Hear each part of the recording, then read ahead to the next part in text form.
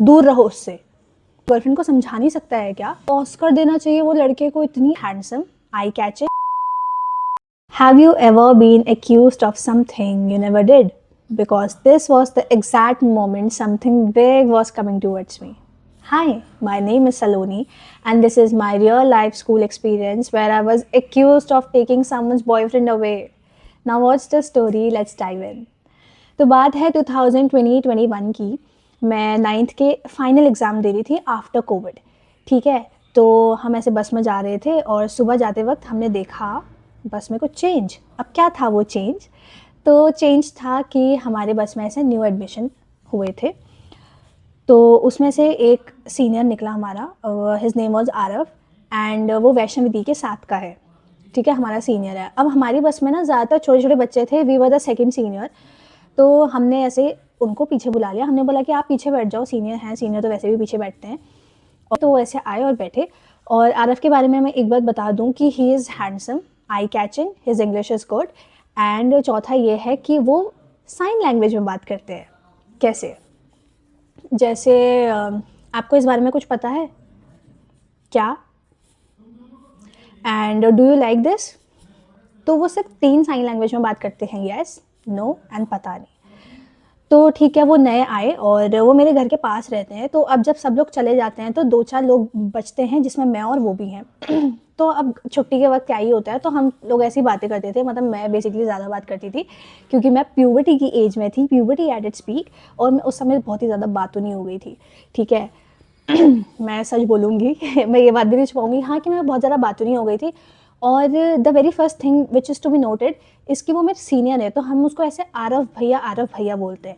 ठीक है, और सेकंड थिंग इज़ कि मेरे इतने स्टैंडर्ड्स हैं कि अगर मैं किसी को भैया बोल रही हूँ तो शायद मैं उसके बारे में वैसा नहीं सोचूंगी, यू नो, समथिंग लाइक वाला लाइक। तो ऐसा कुछ नहीं था। I really like him as a person, क्योंकि मेरे को पर्सनली शांत लड़के काफ़ी ज़्यादा पसंद है, और वो बहुत ही ज़्यादा शांत थे। वो कभी 1 साल के अंदर, यू नो, शुरू में तो चलो समझ आता है कि इंसान नहीं बोल रहा है क्योंकि वो शायद वो कंफर्टेबल ना हो, and I was okay with it. लेकिन 1 साल हो गया था and still he use to reply in this this and this. उनका बोलना तो मतलब वो है ना, ईद का चांद। हम लोग ऐसी बात कर रहे थे, और उनकी ना हमेशा एक आदत थी कि वो हमेशा ऐसे सोते रहते थे। वो ऐसे अपना सर रखते थे और ऐसे ऐसे बस ढपकते रहती थी, फिर वो ऐसे ढपकते थे। तो वो सुबह भी और शाम भी सोते रहते थे। एंड मीनवाइल अभी मैं 10 में हूँ और वो 11 में है, वो 11 में है वो। ठीक है, तो 11 में आने वाले बच्चे ऐसे कम कम स्कूल आते हैं, और जब भी वो स्कूल आते थे तो तब तक क्या करते थे कि वो हमेशा सोते रहते थे। तो मैं हमेशा ये सोचती थी कि अपने घर पे क्या करता होगा, ये तो बस में ही सोता है। ठीक है, तो लीविंग दिस थिंग अपार्ट, और तो एक दिन हम सब बस वाले बच्चों ने प्लान बनाया कि आज हम इनको नहीं उठाएंगे। ठीक है, तो हम ऐसे चुपचाप गए, स्कूल पहुँचे, और सब लोग अपना बैग ले लेके क्लास की तरफ को जा रहे हैं चुपचाप एकदम, विदाउट मेकिंग नॉइज़। और हमने ड्राइवर अंकल, कंडक्टर अंकल और जो आंटी आती हैं, हमने उन सब से सेटिंग करी है। हमने बोला कि आज इनको कोई नहीं उठाएगा, आज देखते हैं कि इनकी नींद कब खुलती है खुद से। ठीक है, तो हम लोग ऐसे क्लास की तरफ को गए, और क्लास में मतलब ऐसे बैग रख के हम लोग वॉशरूम की तरफ कर गए, जो कि बेसिकली हर कोई करता है शीशे में देखने के लिए। ठीक है, तो मैं और मनसा हम लोग जाते हैं and by the time Mansa washroom में जाती है और पीछे से एक लड़की आती है। अब हम सबको पता है कि वो आरव की गर्लफ्रेंड है। ठीक है, 1 साल में गर्लफ्रेंड भी बना ली इन्होंने, देख लो। तो हम सबको ये पता है कि वो उनकी गर्लफ्रेंड है, और वो आती है ऐसे पीछे से। अब सीनियर थी हमारी, पता तो सबको था, लेकिन ऐसे मेरा इंटरेक्शन ज़ीरो था सीनियर से। सीनियर के नाम पे सिर्फ मुझे वैष्णवी दीदी की शक्ल याद आती है अभी भी। तो वो आती है पीछे से और वो बोलती है कि सलोनी इधर आना। तो मैं गई, मैंने बोला हाँ दीदी बोलो। तो शी सेड कि मेरे बंदे से दूर रहे। एग्जैक्टली, हाँ, सीधे मुँह पे। और मैं से ब्लैंक, मैंने बोला क्या हुआ? वो कहती मुझे पता है कि तुम क्या कर रही हो, दूर रहो उससे। तो अब इस मोमेंट में मैं समझना कि पहले तो मैं ब्लैंक हो गई हूँ, दूसरा मेरे बैक स्टेज में मेरी ये कहानी चल रही है कि शायद हमने आज इसके बॉयफ्रेंड को नहीं उठाया, तो इस वजह से ये गुस्सा हो रही है। पर मेरे एक ही बात समझ में नहीं आ रही है कि ये लड़का अभी तो उठा होगा, अभी किसी ने इसको उठाया होगा, और अभी तो ये अपनी क्लास में पहुंचा होगा। इसने इतनी जल्दी अपनी बंदी को बता भी दिया कि इन्होंने मेरे को नहीं उठाया, तो शायद ये हमसे इतनी जल्दी लड़ाई भी करने आ गई। तो मेरे कुछ समझ में भी नहीं आ रहा है। ठीक है, सच बोलूँ तो मेरे को तो लग रहा है शायद इस चक्कर से हो रहा है, पर ये मेरे को क्यों आके बोल रही है? प्लान तो हम सबका था, तो मैं ही अकेले क्यों फंसू करके। तो शी सेड कि don't try to be over smart. अब मैं बोल रही हूँ आप पागल वागल हो गए हो क्या, क्या बोल रहे हो करके। ठीक है, तो मेरी बेस्ट फ्रेंड जो वॉशरूम गई हैं वो अचानक से बाहर निकलती हैं और वो उसको बोलती लड़की को कि ऐसा है ना, अपनी अकड़ अपनी जेब में रख। And then Mansa held my hands और वो मुझे क्लासरूम की तरफ लेके जा रही थी। अब जो पीछे से आरव की गर्लफ्रेंड आती है वो बोलती है कि ऐसे बात करेगी अपने सीनियर से। तो मनसा ने बोला सीनियर हो गया अपने लिए होगी, ठीक है, ज़्यादा बकवास मत कर। और हम लोग ऐसे क्लासरूम की तरफ जा रहे हैं and at that moment I realise okay she is being possessive regarding her boyfriend. और उनको ऐसा लग रहा है कि शायद मैं कुछ ट्राई कर रही हूँ, कुछ भी मतलब। तो उतना तो मेरे को रियलाइजेशन तो आर्ग्यूमेंट के बाद होता है यार, इतनी डम्ब थी ना मैं उस समय भी। तो अब हम लोग ऐसे गए और मेरे को ना बहुत ही ज़्यादा अजीब लग रहा है, मुझे बहुत ज़्यादा गुस्सा आ रहा है और एग्रेशन में मेरे को ऐसा है कि मैं रोने वाली हूँ। कुछ काम धंधा तो है नहीं मेरा रोने के अलावा। तो ऐसा होता बुरा लग रहा है, मैं मनसा की तरफ को देख रही हूँ, मैंने कह रही हूँ मनसा क्या हो गया है, मतलब कि क्या सोच रही है ये, मेरे भी कुछ समझ में नहीं आ रहा है करके। And then Mansa said only one thing कि तू ना ज़्यादा मत सोच, उसको छोड़, वो तो है ही ऐसा, मैं तो पहले से बोल रही थी, ये शांत लोग जितने शांत दिखते हैं उतने होते नहीं है। एंड तुम ऐसा सोच, मैं सोच भी नहीं सकती कि वो उस बंदे ने अपनी बंदी को क्या कहा होगा, वो क्यों इतनी सुबह सुबह मेरे से लड़ने आ गई, शायद वो मेरा ही वेट कर रही होगी, पता नहीं यार, ठीक है, मुझे आज तक वो बात पता नहीं लग गई। आने की तरफ घर को लिए निकल गए थे। तो फिर उसके बाद वैष्णवी दीदी टुक अ स्टैंड फॉर मी।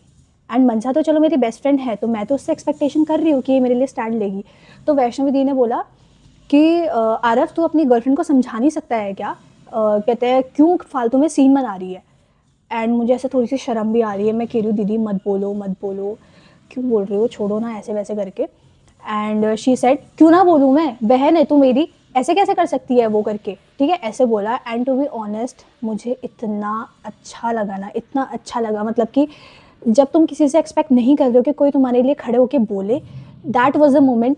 उन्होंने ऐसे करके बोला एंड वो अभी भी लड़के का रिएक्शन पता क्या है, मतलब कि जैसे कि मेरे वजह से तो कुछ हुआ ही नहीं है, उसका एक्सप्रेशन ऐसा था पता है। और मतलब कि 3 महीने बाद हमारी बस के रूट में थोड़ा सा चेंज होता है और उस लड़के के कोई दोस्त हमारी बस में आता है। अब दोस्त के सामने तो सब लोग रियल रहते हैं, तो अब वो ना अपने दोस्त के साथ गाली भी दे रहा है, उल्टा भी बोल रहा है, बच में छोटे छोटे बच्चों को मॉलेस्ट भी कर रहा है। And that was the moment मेरे को रियलाइज़ हुआ कि अच्छा ये है इसका रियल फेस। और तुम तो सोचो भाई, ऑस्कर देना चाहिए वो लड़के को इतनी अच्छी एक्टिंग करने के लिए, इतना शाय बनने के लिए, यू नो, हमारे सामने वो और सबके सामने। मतलब मैं तुम्हारी मतलब उसकी एक स्टेटमेंट बताती हूँ कि उसने क्या कहा था। हम लोग घर की तरफ को जा रहे थे and he open the bus का window and he said uncle I am the father of your son. अब इसको हिंदी में ट्रांसलेट करो तुम, कैसा सुनने में लग रहा है। तो मैं तो एकदम, मेरा दिमाग ना, मैंने बोला क्या बोल रहे हैं लड़का, ये लड़का तो कल तक इसके नाक में मक्खी भी बैठेगी, मक्खी भी नहीं हटाएगा, और आज ये क्या क्या बोल रहा है करके। तो that was the day when I saw his real face. मैंने बोला भाई कितना दोगला है ये इंसान, कितना दोगला है, मैं कौन सा इसको कुछ कर रही थी, ये बोल भी तो सकता था ना, but he had never. So this was my story. And इस स्टोरी ने मुझे ये तो नहीं सिखाया कि मुझे क्या करना चाहिए, बट इस स्टोरी ने मुझे ये ज़रूर सिखाया कि मुझे क्या नहीं करना है कल के दिन।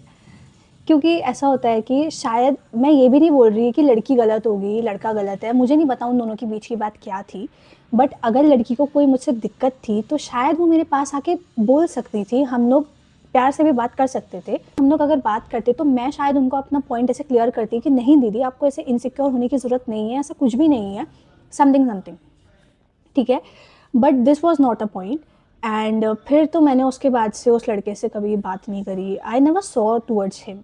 यू नो, अगर तुम्हारा मतलब एक बार अगर तुम्हारा रियल फेस सबके सामने आ जा रहा है तो फिर तुम्हारा क्या हैंडसम होना, तुम्हारी क्या इंग्लिश, तुम्हारा क्या शांत होना, क्या कुछ फ़र्क नहीं पड़ता। You know, words are something that matters a lot.